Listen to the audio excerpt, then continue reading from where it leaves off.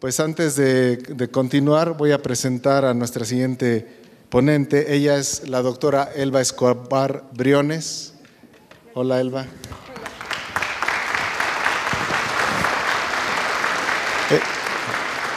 Elba es investigadora titular del Instituto de Ciencias del Mar y Limnología en la ciudad universitaria.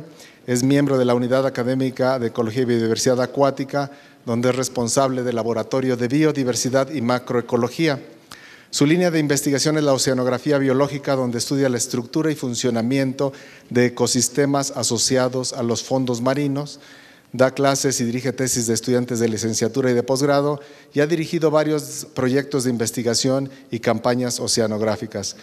Entre los reconocimientos por pares a su labor se citan 4 especies nuevas nombradas, premios y distinciones como miembro del Sistema Nacional de Investigadores, nivel 3, y en la Universidad Pride D. Es científico experto de México ante Naciones Unidas en Investigación Científica Marina y miembro del Comité Técnico y Legal de la Autoridad Internacional de los Fondos Marinos de Naciones Unidas y miembro de los programas de Mar Profundo en el Censo de la Vida Marina y ante la Convención de Biodiversidad. Actualmente es la directora del Instituto de Ciencias del Mar y Limnología. Elba, la invitamos porque como el tema es islas y biodiversidad, consideramos que también en el fondo del mar existen unas islas muy interesantes de las cuales nos estará platicando. Y además de la noticia que salió hoy, precisamente nos decía Roberto en el periódico de estos descubrimientos en el hoyo negro de Quintana Roo, también hoy salió una noticia sobre un acuerdo internacional sobre los fondos marinos que espero que Elba nos platique. Pues muchísimas gracias, Elba, por estar con nosotros y te damos la palabra. Gracias.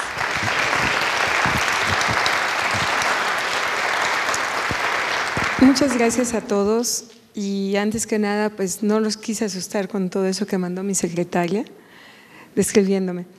Cuando yo era estudiante, como muchos de los que están aquí sentados, uno de nuestros maestros nos preguntó a los que estábamos en el salón que a qué nos íbamos a dedicar. Y todo el mundo en esa época iba a hacer acuacultura o a estudiar la pesquería en México, porque eran 2 de los aspectos más importantes para la sociedad. En aquel entonces yo les dije, yo me voy a dedicar a trabajar en el mar profundo. Y todo el mundo soltó una carcajada, por varias razones. México ni siquiera tenía buques de investigación.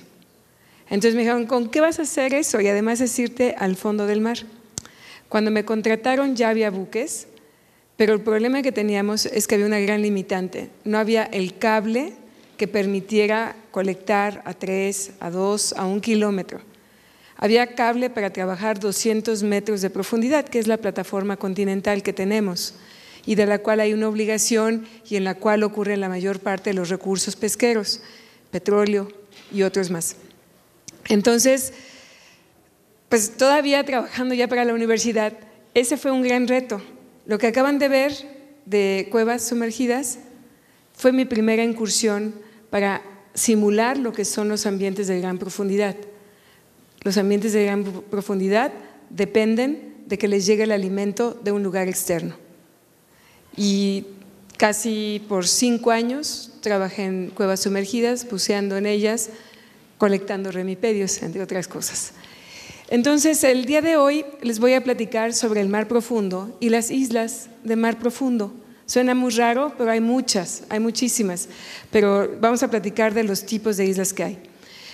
Lo que ven aquí en esta imagen, esto es la se puede decir la primera esfera que bajó, se llama batisfera, que es la primera que bajó a los fondos marinos, casi 4,000 metros, y en ella bajaron 2 personas y bajaron a 11 kilómetros, no a 3,000, a 11 kilómetros y vieron el fondo marino por primera vez en el año 39 y después en el año 41. Entonces vamos a comenzar. Mi presentación está dividida en 4 partes. Voy a platicarles un poco qué es mar profundo, para que sepan a qué nos referimos, cómo se caracteriza, un poco de la diversidad en los mares y 3 ejemplos de islas. Y después un poquito de los límites que tenemos para restaurar y conservar los mares. Entonces, primero que nada, los océanos son importantes para nosotros, para el hombre en general, para la humanidad, porque ahí se origina la vida, porque vive casi el 71%, cubren el 71% de todo el planeta, y porque además nos dan alimento, nos han permitido navegar, han permitido el desarrollo de la civilización, pero son muy difíciles de estudiar porque su estudio es muy caro. Para estudiarlos requerimos embarcaciones. Y la analogía que siempre hago con mis estudiantes es decirles, imagínense que tienen dinero y ¿qué les alcanzaría más fácilmente comprar? ¿Tenis o una lancha? Y a todo el mundo nos alcanza más fácilmente comprar tenis. Por eso conocemos mejor la diversidad en tierra, por eso hemos estudiado mejor en el continente. Y es más difícil trabajar en el mar porque tenemos que incursionar, alejarnos. La otra es, son muy complejos, están cambiando, cambian día con día, cambian con la profundidad, con la latitud, con la longitud, con la época del año, que si hay nortes, que si hay lluvias. Y además queremos que todos los datos sean de muy alta calidad para poder alimentar computadoras, modelos que nos permitan hacer todos los datos predecibles y decirle a la gente que el año que entra va a haber ciclones o que este año va a comenzar el Niño, que va a llover mucho en el Pacífico, que no vayan a la playa en el Pacífico. Estos son los servicios que da el mar, da principalmente los que voy a resaltar es alimento y los recursos bioquímicos que son para farmacia, para compuestos de la cocina y otros. Por mar profundo entendemos básicamente todo aquello que está por debajo de 200 metros. La luz penetra, tenemos 2 fuentes grandes de energía, tal vez la más importante es el sol, y el sol entra de la atmósfera al agua y calienta la superficie del agua, pero también permite que ingrese la luz y esta penetra hasta casi 200 metros en aguas muy azules, mar afuera. Cerca de la costa, mucho menos, como 40 metros. Entonces, estos 200 metros hacia abajo no tienen luz, están ausentes totalmente la luz, la temperatura es más baja porque ya no llega el sol y además casi no hay alimento porque si ustedes recuerdan las cadenas alimenticias se basan en fotosíntesis, que es luz, una planta, un herbívoro y un carnívoro. Entonces la mayor parte de los peces que pescamos siguen ese principio, pero entonces hacia el fondo no sabemos qué puede haber, podía haber no haber nada y eso se pensó por muchos años. Las zonas en el océano se dividen por esta iluminación a nivel vertical y a lo largo de costa hacia mar afuera también las denominamos. Este más clarito es la plataforma continental, cae sobre un talud que cae muy rápidamente, es un cantil y después llega a los grandes abismos. Muy técnicamente les llamamos planicie abisal y aquí lo vemos en el Atlántico Sur junto a Brasil, aprovechando que va a ser el Mundial. Y después tenemos las trincheras que aparecen aquí a un ladito y que siempre están asociadas al continente. Vemos una trinchera aquí frente a Chile, esta otra, y tenemos cordilleras igual que en tierra, de la misma forma. Les llamamos cordilleras, les llamamos dorsales, cualquiera de ellas. Entonces, en esas profundidades, que son de más de 200 metros, decíamos, no hay luz, es frío y hay muy poquito alimento. En el caso del mar profundo, básicamente la mayor parte de lo que hay en el fondo es lodo, mucho lodo. Y eso es lo que vamos a encontrar. Lo más raro es encontrar roca, a diferencia de la tierra. Roca es lo más raro que hay y es lo más valioso para los animales que viven en el fondo. Ahí es donde se anclan y a veces muchos de ellos florecen y permiten que otros animales vivan con ellos. Casi todo el mar profundo está bien oxigenado y me van a decir, ¿pero cómo? Si el oxígeno está en la atmósfera, ¿por qué en el fondo debe haber oxígeno?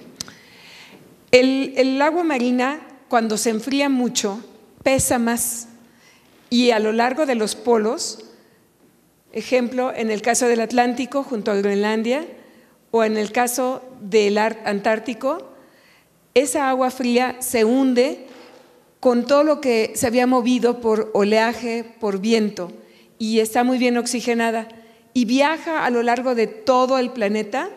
El último lugar donde sale es aquí enfrente de México.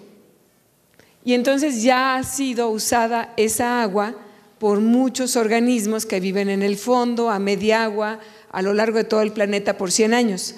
Y entonces salen con muy poquito oxígeno. Esa es una de las pocas regiones en el mundo que casi no tiene oxígeno. ¿Eso cómo influye sobre la diversidad marina? Y primero vamos a ver cuánto tenemos de diversidad marina. Entonces, diversidad marina la conocemos desde la historia muy antigua, porque la vemos en frescos, en cuadros, en platos de comida, en libros diferentes, que nos dicen qué había en los mares antiguamente. Y podemos hacernos una idea cómo era esa región, compararla con la actualidad. Y después podemos con eso hacer un pronóstico de qué va a haber a futuro. Se ha hecho un censo de la vida marina, en donde pusimos a los pececitos, no es cierto, donde nos dimos a la tarea a los investigadores a ver cuánto había y qué había en cada región y a cuántas especies máximo llegábamos. Esto les dejo aquí una pregunta y ustedes me dicen, ¿cuánto sabemos de la diversidad del mar? ¿Hay 250,000? ¿Hay 1 millón? ¿O hay 2 millones de especies? ¿Quién levanta la mano primero? Nadie se atreve, ¡qué barbaridad! Aproximadamente 250,000 especies conocidas, y eso sin contar a los organismos marinos. Si ustedes cuentan a los organismos marinos, la situación cambia. También si le sumamos a los virus, aumenta todavía más. Entonces, en el 2010, después de 10 años de hacer un análisis, se calculó que debería haber en los mares aproximadamente 1,000 especies. Una especie, muchos de ustedes no lo saben, pero si lo saben, es una variedad distinta, es un ente totalmente distinto. Nosotros todos somos la misma especie. En el caso de los camarones, muchos se parecen entre sí, pero son diferentes especies. Camarón rojo, camarón de roca, camarón rayado, etc. Y lo más certero que calculamos es que debe haber como 2 millones de especies. Y eso calculando que están ahí los virus y también las bacterias, y a lo mejor es más que eso. ¿De qué depende de cómo se distribuyen los organismos? En esta caricatura lo que ustedes pueden ver es la columna de agua. Cuando tenemos agua, el agua se está moviendo. Y entonces, ¿cómo saben los organismos dónde estar? ¿Dónde determinan que hay una frontera, una barrera, un límite? ¿Dónde ya hay oxígeno o les afecta? Entonces, los organismos básicamente en el agua están al vaivén del agua, muchos de ellos, pero otros tienen la capacidad de moverse. En el caso de los fondos marinos, muchos tienen larvas, etapas muy pequeñitas que incursionan a la columna de agua y se ven totalmente distinto que el adulto y eventualmente crecen y vuelven a bajar al fondo y se quedan en el fondo. Otros, al contrario, su larva, como por ejemplo las medusas que ven aquí, las medusas tienen una fase larvaria que está en el fondo marino, es como un coral, y cuando empiezan a madurar, se liberan y se sueltan y se van nadando. Entonces es muy vaciado porque se ve como un palito del cual se van desprendiendo las medusas y después nos quedamos sin nada. Entonces ahí la fauna se distribuye en tiempo, en espacio, en la vertical, en las latitudes, en la profundidad. Hay muchas formas de distribuirse geográficamente y no todas las especies ocurren en todo el planeta. ¿De qué depende de que tengamos más diversidad en algunos sitios y otros? Por una parte es el alimento lo que la determina. Cuando tenemos mucho alimento, ejemplo, los sitios donde florece agua del fondo, sale del agua del fondo muy fría, con muchos nutrientes y hay luz, se genera mucho alimento, mucho fitoplancton. Y en estas zonas que se llaman de surgencia, tenemos, si se fijan, muchos individuos de una sola especie. Y eso es lo que quiere la pesquería. Y entonces tenemos en estos sitios muy poquitos niveles tróficos. Tenemos el nivel de los productores, el de los herbívoros y el de los carnívoros. Aquí hay dos ejemplos de aguas frías, de aguas tropicales. En el caso de mar abierto, el mar que se ve totalmente azul, se ve azul porque casi no hay nada en él suspendido. Tenemos poquitos animales, pero de muchas especies, de muchas variedades, esto es.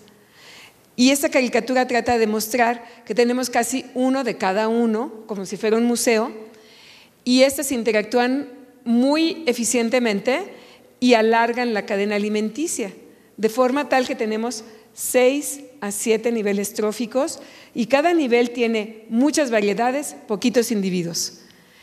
Algunos lugares se combinan el fondo con la columna de agua, pero básicamente dependen de dos aspectos: la cantidad de energía. Cuando la energía es muy bajita tenemos alta diversidad, cuando la cantidad de energía en el mar es muy alta tenemos muy baja diversidad. Y esto se debe a complejidad, competencia y especialización. Cuando no tenemos oxígeno, en esos mares donde casi no hay oxígeno, lo que ocurre es que se simplifica aún más la cadena alimenticia. En esos lugares donde no hay oxígeno, tenemos solamente la materia orgánica, las bacterias y algunos protozoarios y flagelados que se comen a las bacterias. Es todo lo que hay. Y ocasionalmente algunos peces incursionan, no para comer esto, para limpiarse, porque se le caen sus parásitos. Al no haber oxígeno, los parásitos no pueden vivir, entonces se caen. Entonces, una cadena con alimento, con oxígeno, tiene muchas especies, muchos niveles tróficos, sin oxígeno tiene poquitas. En parte del estudio del Centro de la Vida Marina, una de las cuestiones que quisimos también conocer es dónde se encontraban aquellos sitios de máxima diversidad, que se llaman hotspots, y si eran los mismos en la costa o en mar abierto. Y podemos ver que los cuadritos van acorde a colores: en rojo cuando hay muchas especies, en azul o en negro cuando prácticamente no hay. Entonces podemos ver, obviamente, las de la zona costera pues no van a estar en mar abierto, pero podemos ver que las zonas muy ricas de especies, vean el Caribe y el Golfo de México, vean la parte del sur de Asia y el norte de Australia, más o menos coinciden en ambas, costeras y oceánicas, pero hay otras que son muy distintas. Fíjense, aquí en medio del océano hay unas de muy alta diversidad y se debe a que hay una cosa que se llaman giros, pero es el movimiento como anillo circular que se está moviendo, que es como un ciclón, pero en el agua. Y eso hace que se agreguen y haya muchas especies y mucho alimento. Bueno, no mucho alimento, poquito alimento, pero muy disperso en un área muy grande. También otros cambios se dan por el cambio por la pesquería. Y podemos ver que antiguamente, aquí nuevamente en rojo, donde tenemos muchas especies, en azul, donde hay poquitas, y podemos notar que en los años 60 había muchos sitios en rojo y que en los 90 hay poquitos sitios con rojo. Esto se debe a que pues había y sigue habiendo esta idea de que debemos pescar siempre a lo más grande, pero al quitar lo más grande del mar también quitamos otras especies. Entonces en la pesca en los años 60 o 50 se veía muchos peces y de este tamaño. El día de hoy, ese es un día de pesca. Entonces es importante que podamos reconocer qué conocemos, qué no conocemos. El día de hoy yo les podría decir qué falta por conocer. Nos falta conocer todo lo que está en azul, que es donde hay poquito conocimiento, las grandes profundidades y la media agua. Quien quiera algún día ser oceanógrafo, ya saben que van a trabajar.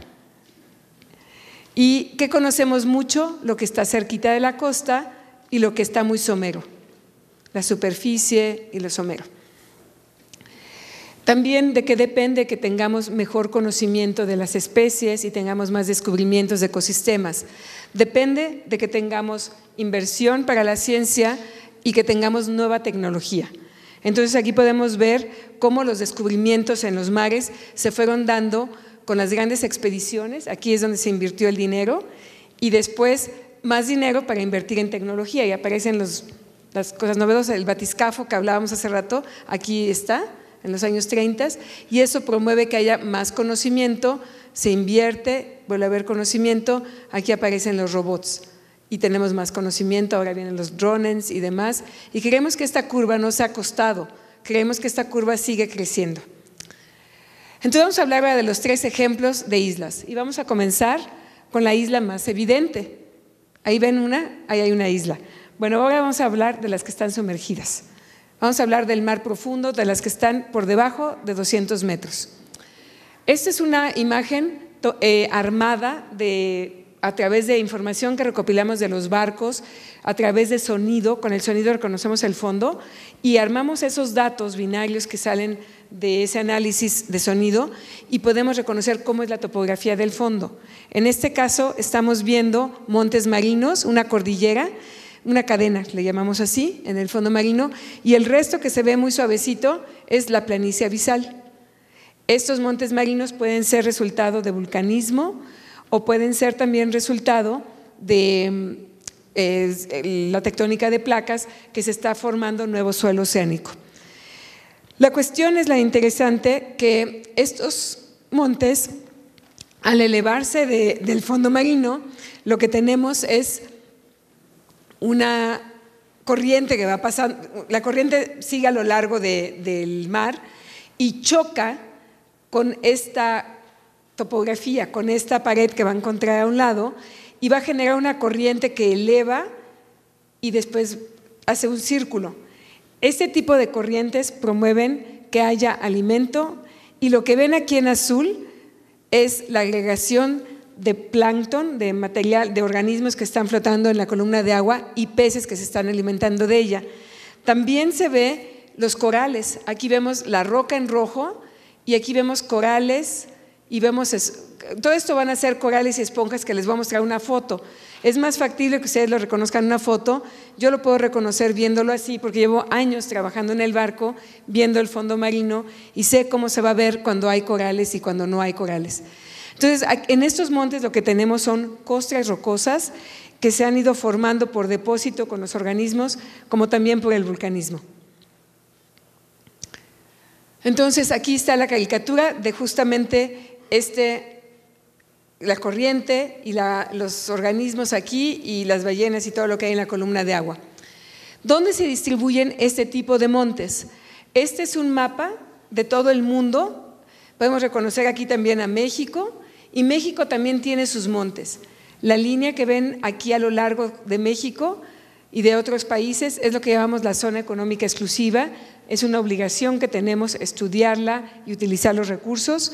Entonces, los colores lo que nos dicen es, los montes pueden elevarse, si esto que está aquí abajo es el fondo, se elevan como esto, o como lo que está acá, o como lo que está allá.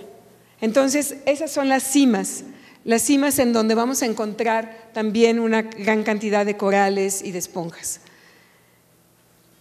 Y lo que hemos visto es que los trópicos, lo puse en rojo, es lo que menos hemos estudiado. Entonces, casualmente se ve que hubiera muchos montes validados en altas latitudes o latitudes intermedias. Y en cambio en los trópicos dice uno, no hay. No, sí hay, lo que pasa es que no los hemos estudiado y esa es la realidad. No hemos tenido las herramientas reales para poderlos estudiar. ¿Qué hay en esos montes? Encontramos, como les decía yo, corales y esas son algunas de las fotos que hay de los fondos marinos, estos en Baja California. Y lo que ustedes pueden ver es algunos gorgónidos que sirven como casita para algunos equinodermos que se llaman ofiuroideos o arañas de mar. Tenemos aquí esponjas en esta con algunos coralitos también. Acá tenemos una roca carbonatada que es raro a veces verlas a estas profundidades, más que en mares que sí tienen la capacidad de sostener el carbonato, pero asociado a ello vemos también otra vez estas arañitas de mar. Aquí vemos otro tipo de corales, arañitas de mar, esponjas y demás. Entonces, hay una diversidad muy grande en estos sitios y muchos de esos corales crecen un poquito más alto que yo y tienen cientos de años por la profundidad. En la profundidad los animales, que se puede decir, viven más lentamente y viven muchos años. Esta imagen del National Geographic nos muestra que una de las grandes problemáticas que hay es que justo porque agregan alimento los montes, se hacen pesca de arrastre y la red cuando pasa arranca todos los corales y deja a los peces sin el hábitat que les permite reproducirse, crecer a sus juveniles y ellos protegerse y refugiarse de los depredadores. Entonces, esa es una de las problemáticas grandes que tenemos con los montes. Y la otra, esta es un poquito más oscura, que tiene los recursos minerales. Todos estos montes tienen costras de cobalto enriquecidas de hierro. Otro ejemplo de islas en el mar, nos vamos a ir a las grandes profundidades, 6,000 metros o más, o sea, 6 kilómetros o más, supongamos que son 11 kilómetros, pues a lo mejor hasta Mixcoac más o menos. Y entonces las grandes trincheras se caracterizan por tener un cantil muy escarpado, que es esto que está aquí, y después caen muy abruptamente. Son muy angostas, son muy profundas y son muy alargadas. Hay en total en todo el mundo 37 trincheras. Nosotros tenemos una de ellas, una de las más grandes, la que está en el Pacífico. Y uno de los aspectos que se vuelve interesante en estos lugares es que hay muy poquita fauna. Está muy profundo, ya tarda mucho en llegar el alimento. Y cuando llega, todos llegan a comer. Entonces, la forma en que hemos hecho para estudiar es bajamos carroña, animales muertos, y los colocamos en el fondo y ponemos una cámara de tiempo que va tomando fotos y a lo largo del tiempo podemos ver qué es lo que llega. En este caso ustedes pueden ver algunos de estos peces que se parecen mucho a los peces de cuevas y también podemos ver anfípodos, que son muy parecidos a los que también encontramos en los demás cuerpos de agua, pero son grandes, son anfípodos muy grandotes. Y estos lipáridos, que es como se llaman a los peces, son vivíparos, esto es, tienen una sola cría y solamente nace un pececito a la vez. Y son peces que a esa edad pueden tener 15 años aproximadamente. Les dimos de comer un cacho de atún. Ese es donde están ubicadas estas trincheras, y la que tiene México es esta que comparte con todo Centroamérica y es una de las menos estudiadas, realmente no conocemos nada porque no hemos bajado hasta allá. Las demás y las más estudiadas y donde ha bajado el hombre principalmente son estas que están aquí. La más profunda de 11 kilómetros es la de las Marianas y está aquí donde está el C. Entonces, estos sitios son como pequeñas cazuelas aisladas, una de otras. Si ustedes pueden ver en la imagen anterior, cada una de ellas está aislada y es lo que hacen en el caso de una isla.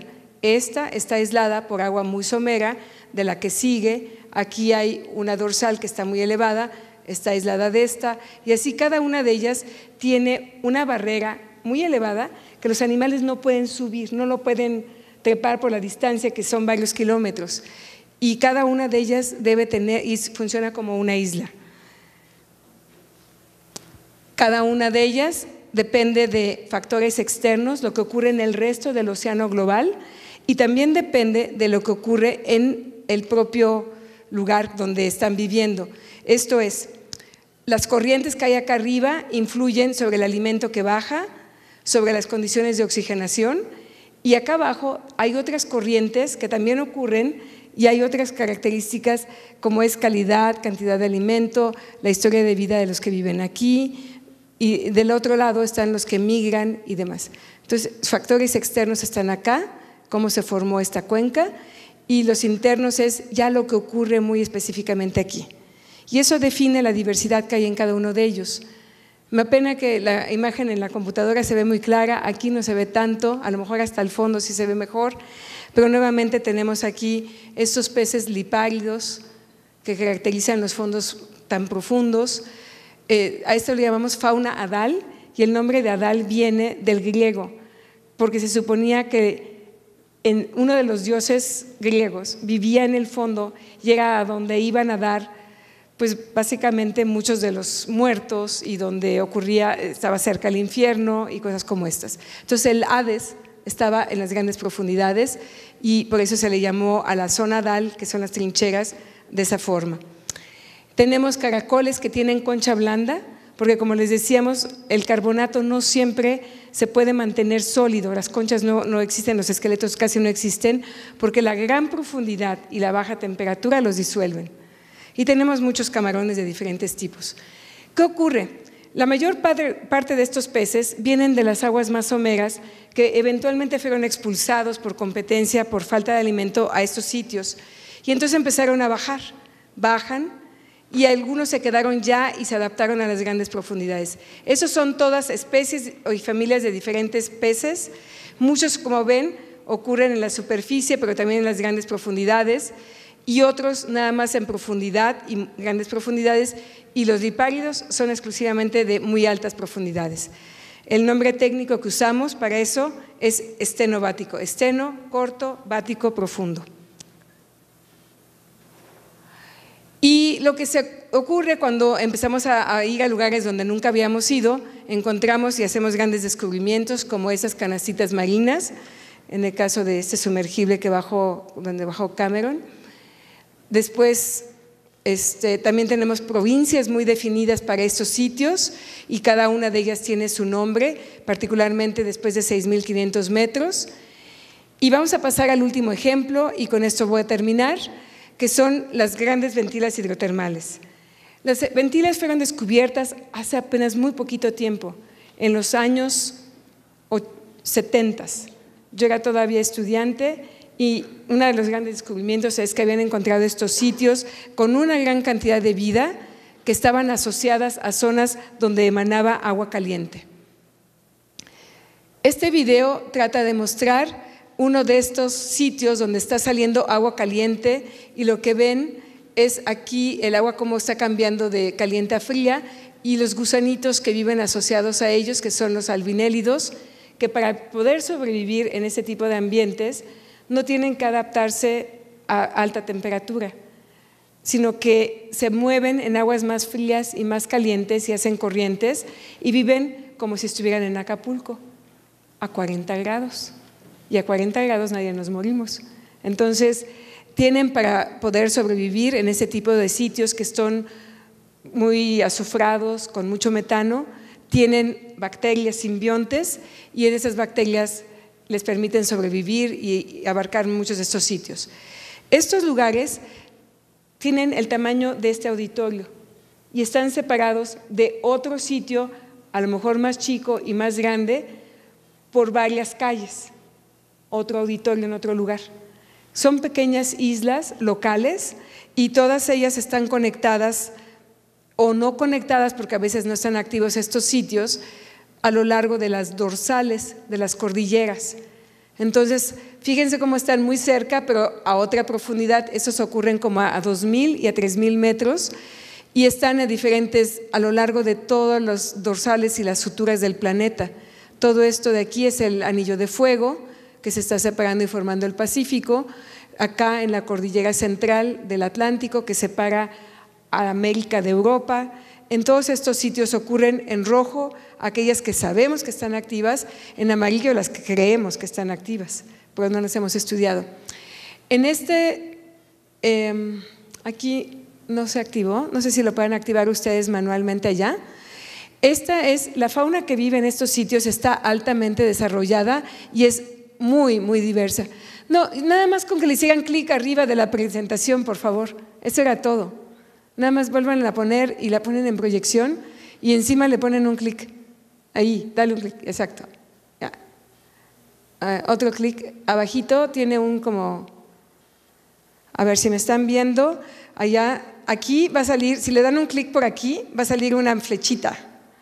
Y en esta aquí, no, acá arriba, donde tengo mi línea roja, donde está el gusano, ahí, mira, ahí, exacto. Entonces tenemos estos gusanos que llegan a tener más o menos mi altura, pierden el tracto digestivo, viven adentro, en su interior con bacterias y asociado a ello hay una gran diversidad de animales muy chiquititos. Y si se ven, se ve aquí el agua caliente como estaba emanando. Ok.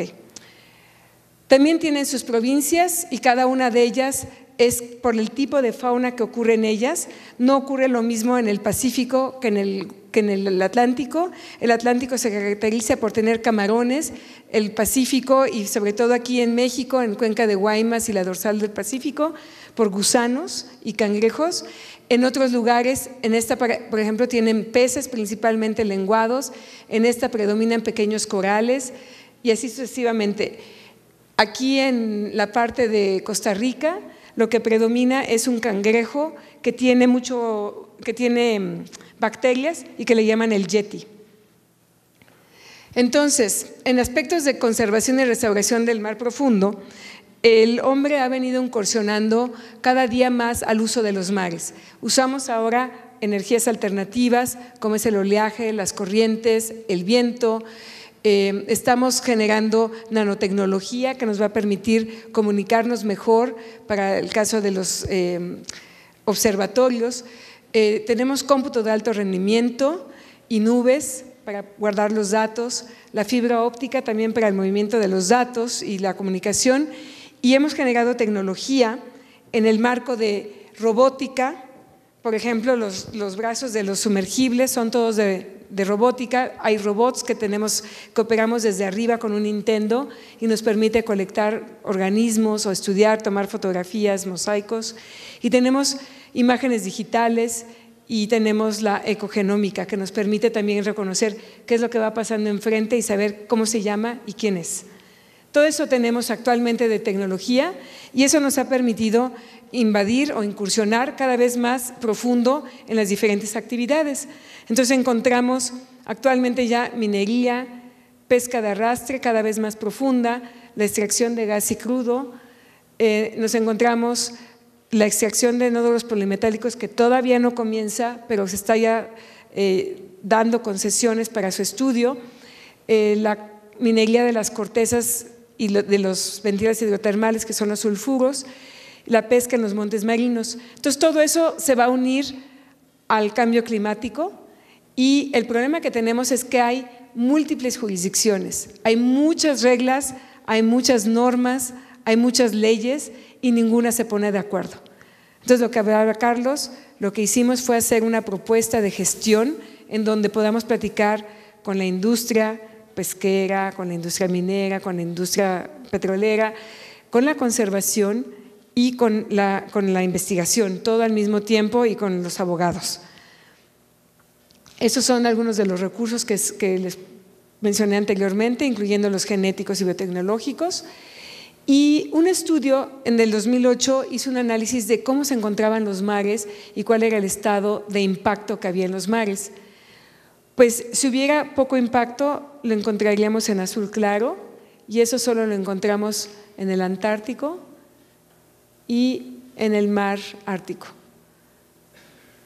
Todo el resto del océano tiene o poco impacto, veamos los grandes giros oceánicos, los grandes desiertos tropicales, pero la mayor parte, y particularmente donde se han asentado a lo largo de la costa para el desarrollo de los países, tienen muy alto impacto. Véase Europa, véase Asia, en el caso del Caribe, las islas, una parte de lo que saca. Entonces, con esto termino señalando que es importante que exista un balance y que este balance debe ser para justamente mantener estable lo que sería, por una parte, la salud del ecosistema y por otra parte, los recursos que estamos extrayendo de ella, y que para ello requerimos investigación y gestión. Muchas gracias.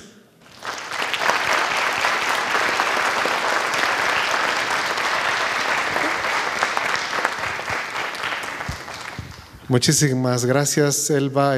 Tenemos tiempo si quisieran hacer una pregunta. De todas maneras, hemos estado hablando de islas, tuvimos una charla de islas, tuvimos una charla de las altas montañas, una charla de Cuatro Ciénegas en particular, que es otro tipo de ambiente muy, muy interesante. Tuvimos hoy los cenotes y las profundidades.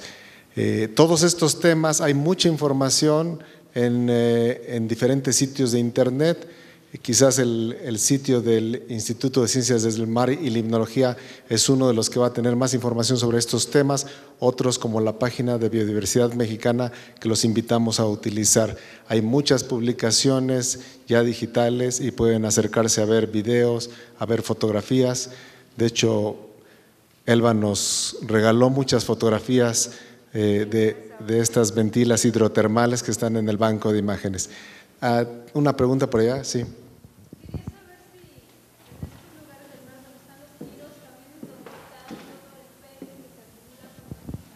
Así es, ese es un problema muy serio que estamos teniendo ahora y algo que no nos hemos percatado, en particular en los mares. Ocurre un poquito como con las alfombras cuando uno barre, ¿no? Que dice uno, para que nadie lo vea rápido lo meto abajo de la alfombra. En el caso de los mares, el impacto más grande viene de las grandes ciudades, que baja vía ríos y llega y se acumula en la costa. Y en la costa, bueno, ponen un basurero, pero cuando llega un ciclón, un huracán, inmediatamente esos plásticos es lo primero que sale volando y se van y se depositan directamente al mar. Y son transportados por corrientes, también por viento.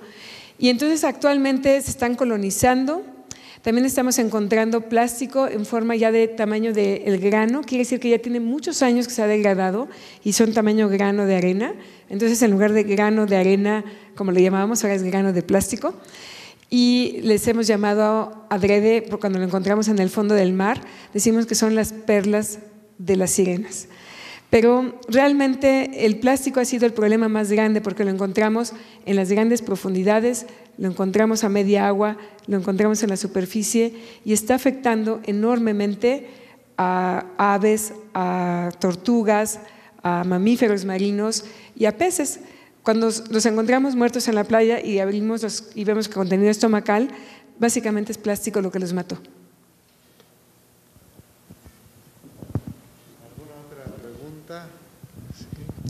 Bueno, si no hay preguntas, los invitamos aquí al lobby un ratito, va a estar ahí, está por aquí, espero Roberto Rojo, también él estará unos minutos con nosotros platicando. Igual los invitamos a que vengan mañana, a que pasen la voz a todas las actividades que hay para los niños y a que revisen las actividades en todo el país. Realmente hay muchas cosas, va a haber, hay talleres para niños, hay eventos, conciertos, hay visitas a diferentes sitios. Vean su página de internet www.biodiversidad.gov.mx y ahí está el calendario de actividades por día, por hora, por estado. Muchísimas gracias a todos y bueno, nos vemos allá afuera.